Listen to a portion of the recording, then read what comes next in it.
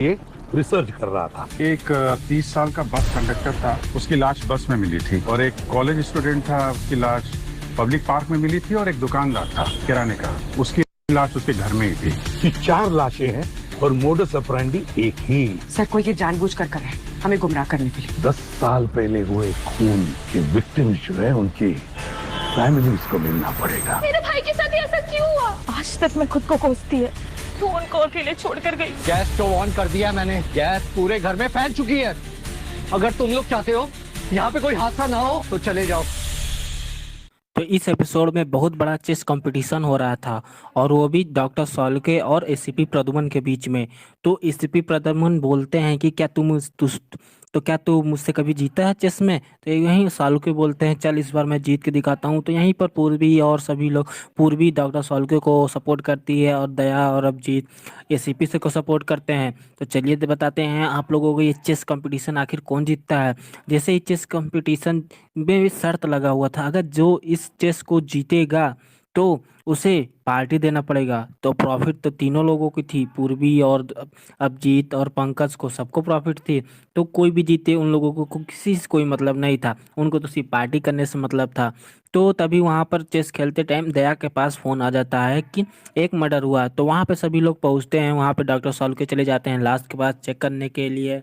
तो वहाँ पर जैसे घर में जाते हैं तो एक लड़की रोती हुई दिखाई देती है। तो उससे पूछा जाता है कि आप कौन है? तो वो बताती है कि मैं मंगेतर हूँ सूर्या की, मेरी शादी होने वाली थी। तो वो बताती है कि मैं यहाँ पर जॉगिंग करने के लिए डेली जाती हूँ थी। तो मैं यहाँ पर सुबह आकर पहले इनको बुलाती थी, उनके साथ डेली जॉगिंग करने के लिए जाती थी। तभी यहाँ पर डॉक्टर सॉल्व को बताते हैं कि इसकी मौत कम से कम 8 से 10 घंटे हो चुके हैं और इसकी बॉडी पर एक भी निशान नहीं दिखा है, जिससे इससे पता चल जाएगी इसकी मौत कैसे हुई है। और बाकी सब तो मैं फॉरेंसिक लैब में ले जाने के बाद ही पता चलूंगा। तभी वहाँ पर दया को कुछ स्मेल आती है जलने की। तभी वहाँ पर रखे हुए डस्टबिन को वो खोलते हैं तो देखते हैं कि उसमें लिखा रहता है कि 7 दिनों में 3 लाशें मिली हैं, किसी पर भी कोई चोट निशान नहीं है, ना ही स्ट्रगल का कोई निशान, नहीं मौत हार्ट अटैक से भी नहीं हुई है। तो ये आखिर इसने मतलब ये क्या कैसे लिखा है, कुछ समझ में नहीं आता। तो वो बताती है कि ये बहुत बड़े राइटर थे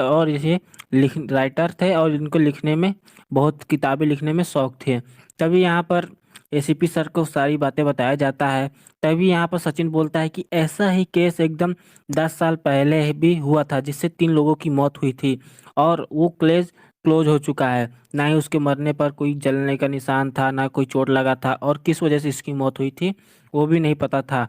तो उसके बाद यहाँ पे डॉक्टर सॉल्के के पास से फिर पहुंचा जाता है। तो डॉक्टर सॉल्के जैसे बताने चाहते थे कि मुझे पता है ये कैसे मरा है, तो एसीपी सर बताते हैं कि मुझे भी पता है ये कैसे मरा है, तुम्हारी ये मत बातें मत बताओ, तुम कुछ और नहीं बताओ। तो डॉक्टर सॉल्के बोलते हैं कि मैं ठीक है, मेरा यहाँ कोई काम ही नहीं है, मैं यहाँ से जा रहा हूँ। तभी एसीपी सर बोलते हैं अच्छा रुक रुक, मैं बताता हूँ, इसकी मौत किसी केमिकल की वजह से हुई है, जिससे बॉडी में लिक्विड नाइट्रोजन की वजह से हुई है, जिससे बॉडी में कुछ भी नहीं होता है और जिससे इंसान की मौत हो जाती है। उसके बाद उसका डॉक्टर सालू को बोलते हैं कि और मुझे अच्छे से टेस्ट करना पड़ेगा इसके बॉडी में, सच सच पता कर पाऊँ। तभी जो 10 साल पहले 3 लोग मरे हुए थे उनके फैमिली मेंबर के पास जाते हैं। तो ये लड़की जो रहती है ये मनोज का भाई रहती है, मतलब कि मनोज की बहन रहती है ये। तो इससे पूछा जाता है कि वो बताती है कि मेरा भाई किसी से किसी का दुश्मनी नहीं था और वो रात तक घर नहीं आता था, बहुत मतलब ऐसा कुछ भी नहीं मिलता जिससे पता कर पाए। तो उसके बाद एक बार बस कंडक्टर के घर पर जाया जाता है। बस कंडक्टर को मतलब कि उस लड़की को बस कंडक्टर और बाकी 2 लोगों को फोटो दिखाया जाता है, क्या तुम इसे पहचानती हो, कभी देखा है? तो वो बोलती है कि नहीं। तभी यहाँ पर एक औरत को भी दिखाया जाता है। तो इससे भी पूछा जाता है क्या तुम्हारे पति को कैसे मारा गया, क्यों मारा गया, किसी का दुश्मनी था? तो ये बस बताती है कि मेरे पति को शायद मेरे जेठ ने मारा होगा, और इससे कुछ भी पता नहीं चलता है। तो इस बिल्कुल भी ये लोग नहीं समझ पा रहे थे आखिर कहाँ से स्टार्ट करे, क्या करे, और कैसे भी करके अब मुझे जो 10 साल पहले केस को बंद किया गया था उसे फिर से हम लोगों को जांच करना पड़ेगा। तो सभी लोग रात भर जगकर अच्छे से सब चीज़ को खोजते हैं। तो एक बात पता चलता है कि पूर्वी बताती है कि ये तीनों लोग में एक ही चीज़ कॉमन मिला है और ये तीनों फेसग्राम पर ऐप पर एक्टिव थे। तो वहाँ पर एक लड़की का जो पोस्ट दिखाती है पूर्वी, तो उसमें बताती है कि ये लड़की एक डांस कर रही थी, तो इस पे ये तीनों पोस्ट किए रहते हैं, वो भी गंदे गंदे। तो इस पे ये तीनों पोस्ट किए रहते हैं, वो भी गंदे गंदे। तो इस तो उसके बाद ये वीडियो किसका है, क्यों, किसकी लड़की है, उस लड़की के बारे में पता करते हैं। तो उसके घर पे जाते हैं ये लोग, तो वहाँ पर औरत दरवाज़ा खोलती है एक। उसके बाद उसे पानी पीने के लिए पूछती है, तो जो लड़की रहती है उससे पूछा जाता है, वो लड़की बोलती है कि आप लोग सीआईडी से, मैं आप लोगों की बहुत बड़ी फ़ैन हूँ, कि आपके साथ फ़ोटो ले सकती हूँ। फ़ोटो लेने के बाद उसकी बेटी से पूछा जाता है कि आपके पति कहाँ पर हैं। तो पति पूछती है, मतलब सीआईडी वाले, सारे मतलब दया बताता है कि ये आपकी बेटी है, इसके ऊपर गंदे गंदे कमेंट किए गए हैं, दुख तो होता है, लेकिन क्या किया जाए, दुनिया ऐसी है ही। तो उसके बाद पूछा जाता है कि आप लोग क्यों आए, तो बताते हैं कि 10 साल पहले जो तीनों ने कमेंट किए हैं गंदे गंदे, उसका खून हो चुका है कि मेरे पति खून किए हैं कि नहीं।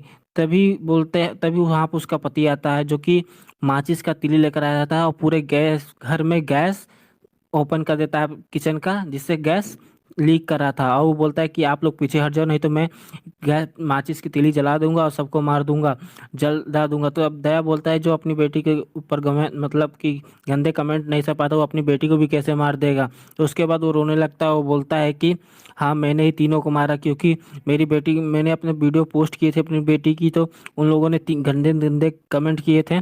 उसके बाद मैं उन तीनों को सब पता किया, वो कहाँ रहते हैं, कैसे रहते हैं, क्या उनका रूटीन है। उसके बाद मैं केमिकल इंजीनियर हूँ, तो मैं वो केमिकल मुझे आसानी से मिल गई, लिक्विड नाइट्रोजन, और जिससे मैंने उन लोगों को देकर मार दिया जान से। उसके बाद पूछता है कि तुमने इन तीनों के बाद चौथे का खून क्यों किया। तो वो बोलता है कि चौथा खून मैंने नहीं किया है। तो ये लोग सोचते हैं कि आखिर चौथा कातिल कौन है, पता करो। तो उसके बाद यहाँ पर डॉक्टर साल्को को एसीपी सर बोलते हैं कि फिर से एक बार तू अच्छे से चेकिंग कर, तलाशी कर, कुछ ऐसा मिले। तो उसके बाद डॉक्टर साल्के जो सूर्या था उसके कपड़े पे चेक करते हैं, तो एक चीज़ मिलता है। तो वो बताते हैं कि मैंने अच्छे से सब चीज़ चेक किया फिर से, तो मुझे सूर्या के कपड़ों पे एक कपड़ा मिला, जिस पर एक ऐसा केमिकल था जहाँ पर बहुत खाना वाना बनता हो, वहाँ पर ऐसी केमिकल पाई जाती हैं। तो उसके बाद उस पता किया जाता है कि आखिर वो केमिकल कहाँ पर यूज होता है। तो पता कर लेते हैं, तो वहाँ पर एक लड़की का पता चलता है, क्योंकि उसकी वो गर्लफ्रेंड थी पहले। तो वहाँ पर पहले तो वहाँ पे लोग पहुँचते हैं, तो जैसे बोलते हैं कि आप, तुम, लड़की का नाम पता नहीं क्या रहता है। तो लड़की लड़की बताती है, जैसे जान जाती है सीआईडी वाले हैं, तो एक चाकू उठाती है, एक लड़की को बना लेती है। तभी पीछे से पूर्वी आ जाती है और पकड़ लेती है, और बोलती है कि हाँ, मैंने ही मारा है सूर्य को, क्योंकि उसने मुझे धोखा दिया था। वो ऐसा लड़का था जो लड़कियों को बहुत शौकीन था, और वो सही लड़कियों को यूज करता था, बहुत लड़कियों को। और उसने जो लिखा था किताबें, राइटर, वो मैंने लिखी हुई थी, और उस और मैं उससे नफरत करने लगी थी। मेरी लिखी गई मतलब कविताएं पर उसने मेरा जिक्र भी नहीं किया है, और मुझे उससे नफरत होने लगी थी। तो मैंने सोच लिया था तो उसे मारने के लिए। तो यहाँ पर फिर से एक बार चेस स्टार्ट हो जाता है, चेस। तो डॉक्टर सॉल को बोलते हैं ठीक है, मैं हार गया हूँ। तो वो पार्टी देने के लिए तैयार हो जाते हैं। तो यहाँ पे ये एपिसोड खत्म हो जाता है। तो नेक्स्ट एपिसोड के लिए मेरे चैनल को सब्सक्राइब कर ले। धन्यवाद।